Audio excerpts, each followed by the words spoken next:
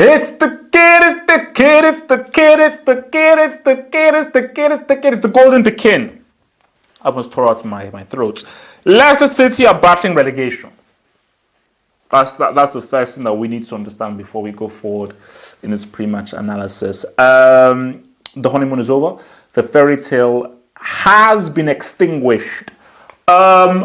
And they will get knocked out of the next round of the Champions League. They will not progress to the quarter. So this isn't quarters max, it's second round max. They are going to get knocked out because the Champions League will have probably some of the best teams go through first and second that I've seen in a long time.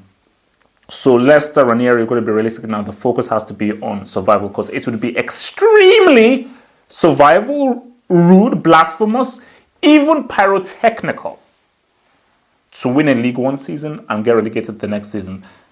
That's pretty bad. So they need to be realistic. They need to be fully realistic about this. So you're looking at this game against Man City. Man City are coming off a crazy match against Chelsea, match of the season. But let's look at some team news. So for Leicester City, they'll be missing Drinkwater. It's not really that crucial. I don't really think he's that much of an important player for Leicester. That's just me being real. City, well, that Chelsea game, it did have its consequences. Sergio Aguero will be serving a 4-match ban. Fernandinho will be serving a 1-match ban.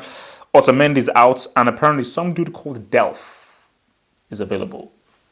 Why that's news, I don't know. So for City, the real question is Pep going to roll up with a false 9? Because we're hearing that Sterling, who had a knock, could potentially play in this game. So I believe if Sterling is available, City could roll with a false 9 because I'm not sure whether he trusts Kelechi to really be his full striker. But you know what I say through the kid in the furnace, okay? Trial by fire! So, throw him in. Get him in there. This is not me being biased, bringing my Nigerian green, white, and green up in there. This is just me saying that this kid is great. This kid is amazing. This kid scored against Gladbach. His scoring record is off the chain. Okay. So again, these are just stats. The stats that, based on the amount of games he's played and the amount of goals he scored, this kid is legit. Too legit to quit. MC Hammer, the guy was good in his day. Great trousers, by the way. I don't see Leicester winning this game. I couldn't care less whether they're playing at home. I don't care whether they've got Riyad Mahrez or, Vardy or whoever in their team. These guys are suffering from no cancer and they've lost their mojo, they lost their swagger, they lost their belief, they've lost their identity. And Man City are a team who have shown home or away. Remember, they've been struggling at home. I believe for Man City, they've not won at home for like the last 3 games or something. And so away from home, they're actually very good. So I still see, even without Aguero and without Fernandinho, I still say that City still have guys to bring in there to replace those guys who are still as good and have that same quality. So for Leicester, I think they've got to go back to basics. They've got to go back to being very regimental, being very structured.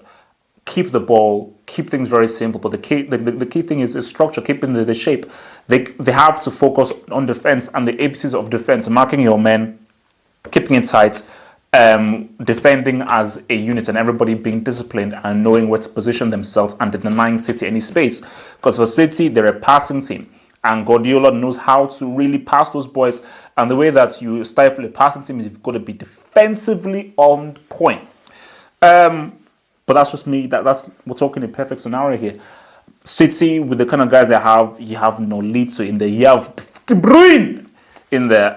You just have too many cats. You have too many cats. Even if Otamendi doesn't play, John Stones, can you just defend? I repeat, you are not Bonucci. I repeat, you are not Mats Hummels. I repeat, you're not Jerome Boateng. You are not a ball-playing defender. Defend! Maybe you can be a ball-playing defender in the future, but right now, defend.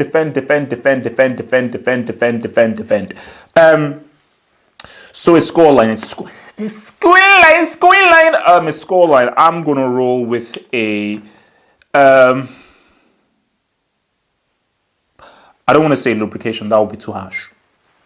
Even if I think a lubrication is very likely.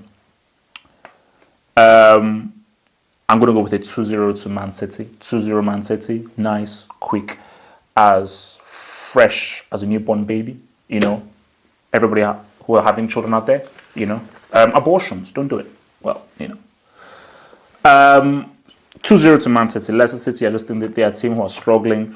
They will not finish top 10.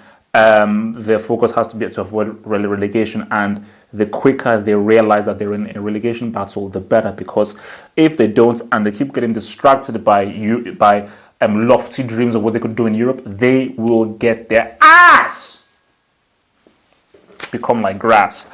2-0 to City. I believe your boy Kelechi will score if he plays, and I'm thinking maybe Gundogan or De Bruyne will get a second G. So 2 Gs, 2-0, and then City will not say, yo man, stop doing Chelsea to do your thing. Guys, watch my post-match analysis review tomorrow during the day. Obviously, it will be in audio form because I'm just trying to be cool. Remember, listen to the latest episode of Talking Tactics.